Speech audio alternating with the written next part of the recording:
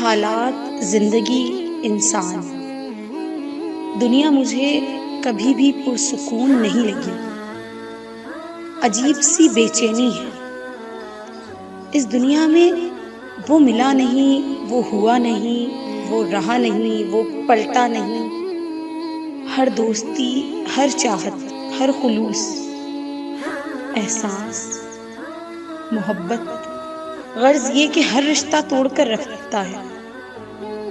سب کی ترجیحات بدلتی رہتی ہیں اور یوں انداز بدل بدل کر ہمیں مارا جاتا ہے۔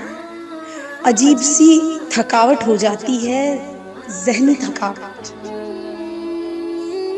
بس ایک اللہ کی محبت ہے جس میں سکون ہے۔